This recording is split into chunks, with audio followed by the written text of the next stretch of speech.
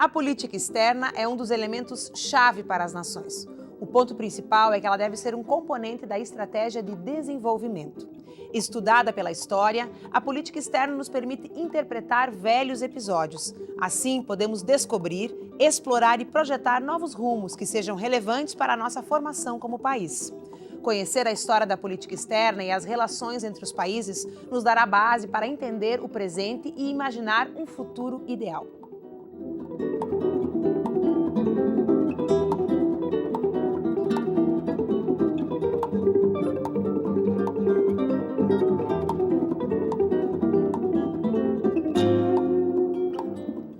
No programa de hoje, vamos conhecer o projeto de pesquisa A Política Externa Brasileira no final do século XIX e início do século XX. Mas antes de iniciarmos nossa conversa, vamos entender melhor o que representa a política externa para o país em uma reportagem produzida pelo Núcleo Experimental de Jornalismo em parceria com a UPF-TV. No mundo hoje, existem 193 países e a maneira como essas nações se relacionam é pensada e planejada de acordo com os interesses e objetivos de cada um deles. Esse planejamento é chamado de política externa. A política externa é uma política pública. Isso quer dizer que ela é um conjunto de medidas, decisões e programas adotado pelo governo de um país, como o Brasil, para projetar e direcionar suas ações políticas no exterior.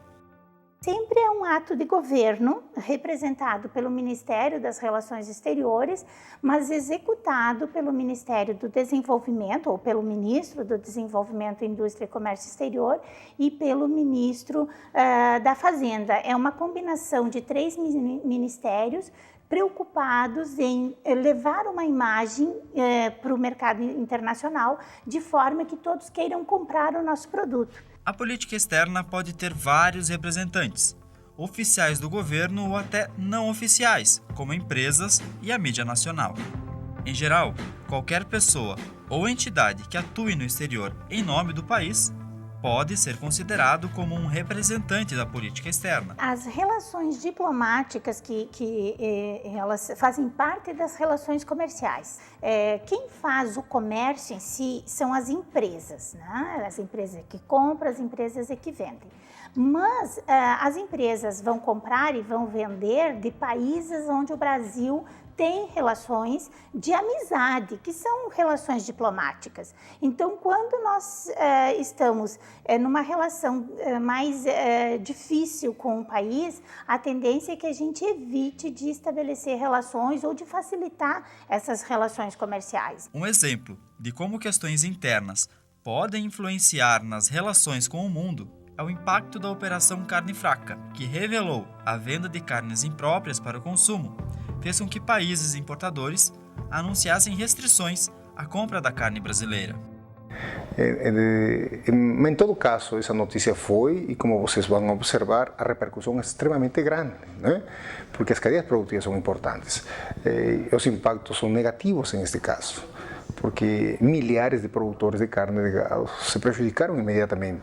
A expectativa do preço dos produtos caíram, a oferta se tornou maior que a demanda, já que não se estava conseguindo vender, e isso implica um efeito em cascata, que em última instância os produtores pagariam.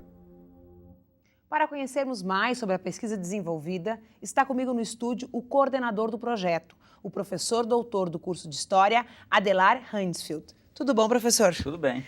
Professor, estamos falando de um projeto que estuda a política lá no início do século retrasado, né? Não é nem o século passado. Perfeito.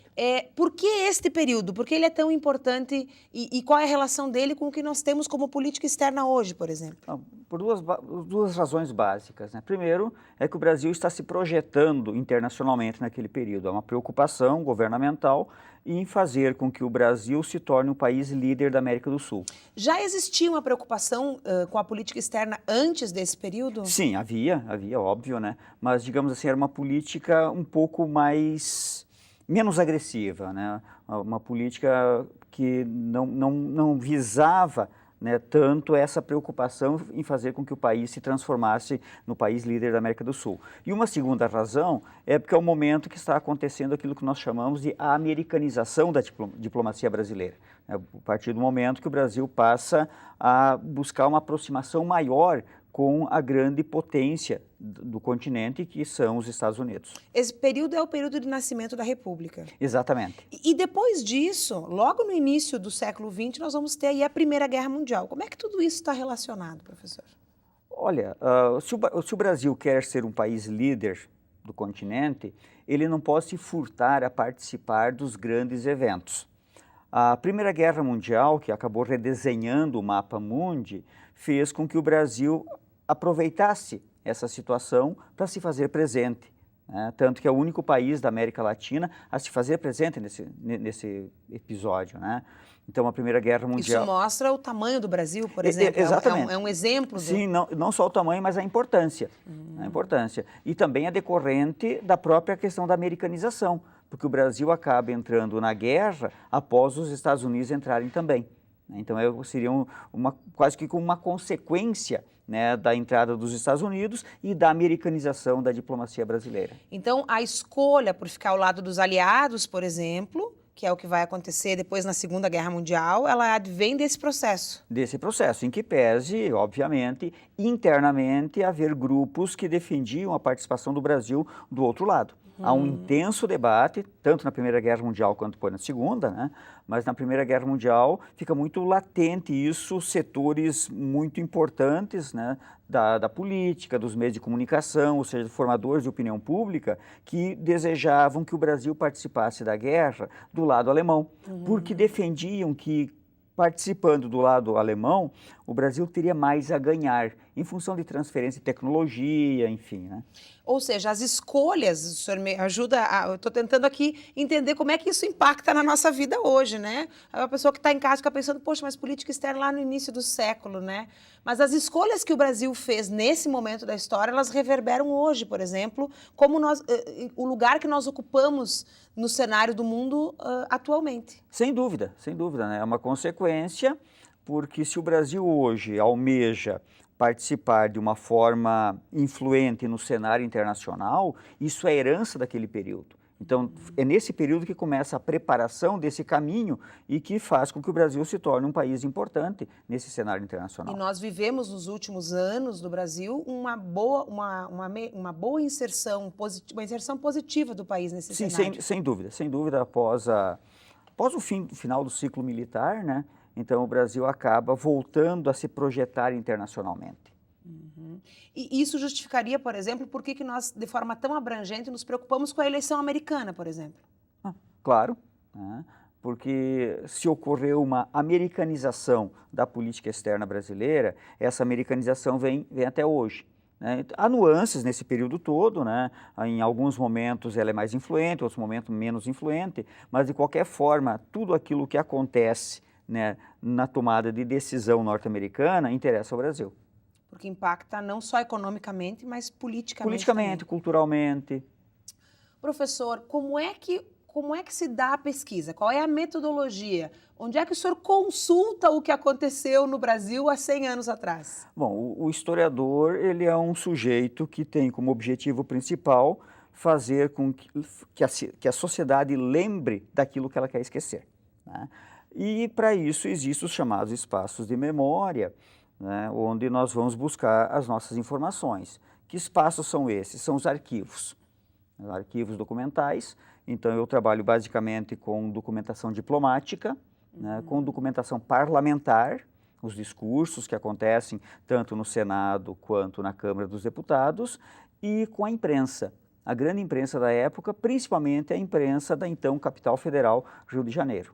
Então, há uma imprensa diária que serve como grupo de pressão, né, para que o homem de Estado, para que o governo tome determinadas decisões. Então, basicamente, essa é a documentação que a gente trabalha, né, ou seja, nós buscamos informações, né, são informações pontuais, são informações que estão soltas nessa documentação e cabe ao historiador montar o quebra-cabeça para transformar isso num texto legível e compreensível. Professor, o senhor entregou para a nossa produção alguns jornais, por exemplo, que datam dos dias 3, 4 e 5 de abril, de exatamente há 100 anos atrás. Que marcos importantes esses jornais trazem, por exemplo, que aconteceram exatamente há 100 anos atrás, né, e que marcam esse movimento da política externa brasileira? É o momento do grande debate em relação à Primeira Guerra. Né?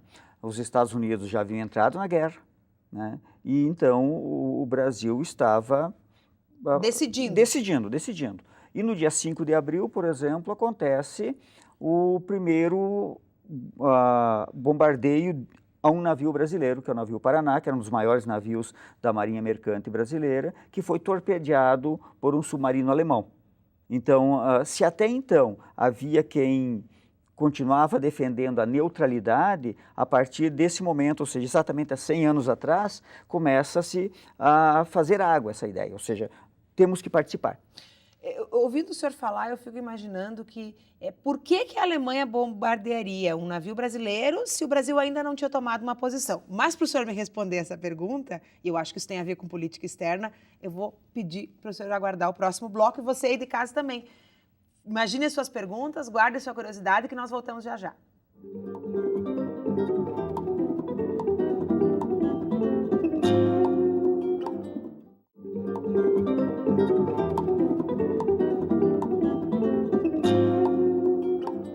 Eu acho que participar de um projeto de pesquisa, uma bolsa de iniciação científica é fundamental para a formação acadêmica.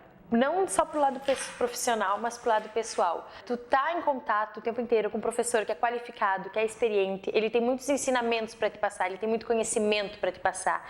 E, em cima disso, o aluno ele se torna proativo, porque tu acaba criando uma crítica construtiva que é importante hoje em dia, se tornar-se crítico. E eu acho que no âmbito da história é muito importante porque muitas vezes tu está em contato com documentos históricos, que é fundamental, que é algo que assim que te insere no teu mercado de trabalho, te aproxima muito mais com o que tu vai estar em contato quando tu sair. E eu acho que é fundamental para a formação acadêmica porque te bota com um contato muito maior, assim, com não só apenas a aula que é dinâmica, né, mas aquela coisa mais didática, assim. Aluno-professor coloca tu na prática. Voltamos com a Universidade Aberta. O programa de hoje fala sobre o projeto de pesquisa A Política Externa Brasileira no final do século XIX e início do século XX, da Faculdade de História. Continua comigo o professor doutor do curso de História, Adelar Hansfield. Professor, terminamos o bloco anterior perguntando por que, se o Brasil ainda não tinha tomado uma posição, a Alemanha resolve bombardear o nosso navio? Bom, são duas razões. Primeiro, que em janeiro de 1917, a Alemanha adota uma política de ataque irrestrito a navios mercantes, não respeitando mais bandeira neutra, enfim, né? Esse é um aspecto. O segundo aspecto é a questão da participação norte-americana. Quando os Estados Unidos se decidem a entrar no conflito, aqui no Brasil, os grupos que defendiam também a participação brasileira, eles ficam fortalecidos. Então, e obviamente o governo, né, torna público o apoio aos Estados Unidos, né, defendendo a bandeira do pan-americanismo, então apoiando os Estados Unidos, até porque os Estados Unidos também tiveram navios bombardeados pela Alemanha. Com isso, né, com o fato do Brasil ter tornado público que estava apoiando a entrada dos Estados Unidos no conflito, a Alemanha bombardeia esse navio brasileiro. E aí cria toda uma situação, né, cria uma comoção interna, né, que aí são 5 navios que vão ser bombardeados até outubro de 17, quando então, daí, em outubro, o Brasil decide efetivamente entrar na guerra, declara guerra à Alemanha e começa os preparativos para a participação. Professor, nós poderíamos dizer que uma forma de expressão das nossas relações internacionais, políticas, aparece, por exemplo, quando num noticiário a gente escuta dizer que o Brasil, diante de um determinado evento internacional, faz uma declaração de apoio ou de repúdio. Mesmo que ele não tenha algum acordo oficial com esse ou aquele país, isso é uma evidência da sua inclinação de política ou até de uma política que não seja assim aberta à população. É aquilo que eu chamo da projeção internacional. Se um país quer ter essa projeção, se um país quer ter a importância que acha que merece no cenário internacional, ele tem que se fazer presente nos grandes eventos, grandes acontecimentos e opinar. Opinar, mesmo que às vezes são questões que diretamente não tem nada a ver. Porque as pessoas em casa ficam dizendo, tá, mas o que é o presidente? O presidente tem que ir lá Exatamente. se pronunciar numa coisa que nem é. Mas acontece que o impacto disso vem de uma outra forma. Exatamente. É a necessidade que o país tem se ele quer ocupar realmente um espaço nesse cenário. E isso reforça, por exemplo, o que é que o país entende como política interna também, né? Como é que ele se relaciona com o seu povo, com essas questões éticas, legais, dentro do seu próprio país. Perfeito, até porque há uma questão dialética entre política interna e política externa. É uma questão de mão dupla. Mas estão sempre conversando. Estão conversando e uma complementa a outra, né? A política externa, ela é reflexo da política interna. E, por sua vez, a política interna também recebe reflexos da política externa que o país adota. Então, é uma questão de mão dupla, né? Professor, esse projeto, ele é um projeto grande e ele tem vários desdobramentos, né? Quais são alguns dos desdobramentos que já aconteceram e que estão previstos dentro desse grande guarda-chuva que é o estudo das relações políticas no início do século passado? Eu coloco na justificativa desse projeto que, na verdade, não é um projeto de pesquisa, é um projeto de vida. É um grande projeto, um projeto guarda-chuva, e aí dentro desse projeto guarda-chuva existem subprojetos, né? Já são em torno de 8 anos que eu estou trabalhando nesse projeto, nesses últimos 8 anos, então, alguns subprojetos já foram desenvolvidos. A questão da formação do Pacto ABC, né, de um bloco aqui na América do Sul entre Argentina, Brasil e Chile, que é uma espécie de antecedente do Mercosul. Né?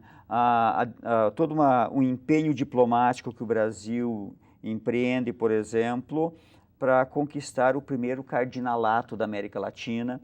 Né? Até 1905 não havia nenhum cardeal na América Latina, então uma briga diplomática, uma vez que a Argentina e Chile também queriam um cardeal, então o governo brasileiro... E agora, por exemplo, nós temos um Papa argentino. Papa argentino, né? Então, né? Nesse sentido, os argentinos agora nos suplantaram.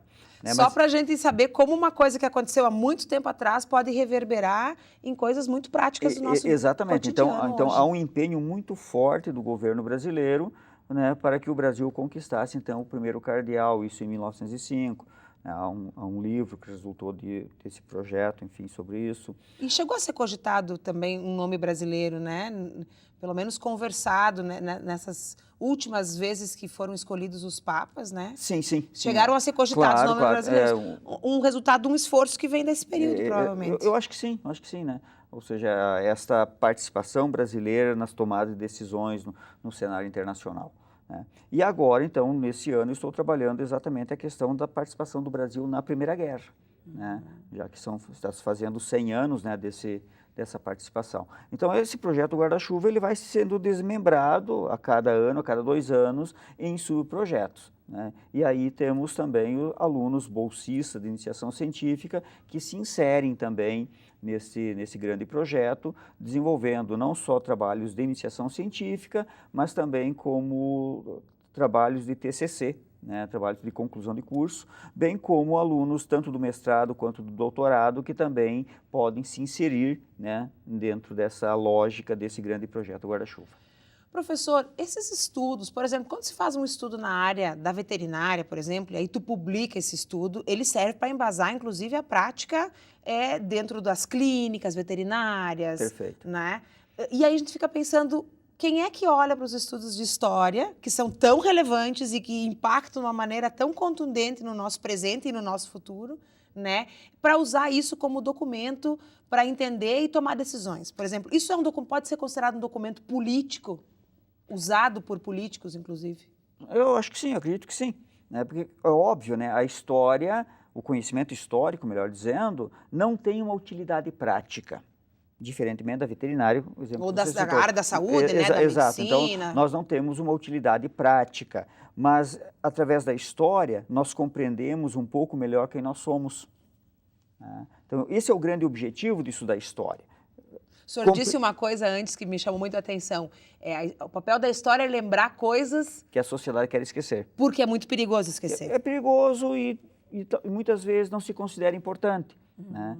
Então, quando eu falo da Primeira Guerra Mundial, por exemplo, o impacto que teve aqui no Rio Grande do Sul em muitos dos nossos antecedentes. As colônias alemãs, por exemplo, sofreram com a participação do Brasil na Primeira Guerra.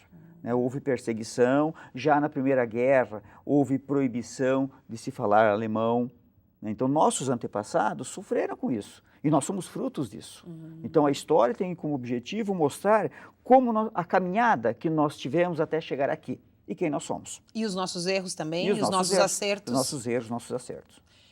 Como o senhor acompanha estudantes de graduação e pós-graduação, quer dizer, de diferentes níveis do ensino superior, qual é o impacto da pesquisa na formação da graduação, por exemplo, dos profissionais que passam a integrar projetos de pesquisa? A gente percebe claramente a diferença entre o aluno que integrou o projeto de pesquisa e aquele que não. Aquele que até pode ter sido um bom aluno, que veio, assistiu todas as aulas, tirou notas boas nas provas. Agora, profissionalmente, depois, há uma diferença gritante entre esse aluno que só fez isso, que só se dedicou às aulas, foi apenas aluno, e aquele aluno que se tornou também um pesquisador. Então, ele vai ser um profissional muito mais qualificado. Você vai perceber um professor de história muito mais engajado, crítico, e capaz de desenvolver um pensamento complexo. Exatamente, e preocupado com o desenvolvimento do seu próprio aluno. Então, a pesquisa ela é fundamental nesse sentido. Como tu tens uma relação com essa questão da política externa e da diplomacia histórica, eu vou correr o risco de vou lhe fazer uma pergunta atual. O Brasil está vivendo uma crise. O Brasil vive uma crise profunda. Não é só uma crise econômica, ela é uma crise política também. Como essa crise pode impactar na nossa política externa, já que nós lutamos tanto para conseguir um lugar de liderança, de destaque no cenário internacional? Não, já está impactando. No início do programa foi feito referência à Operação Carne Fraca, mas não é só isso.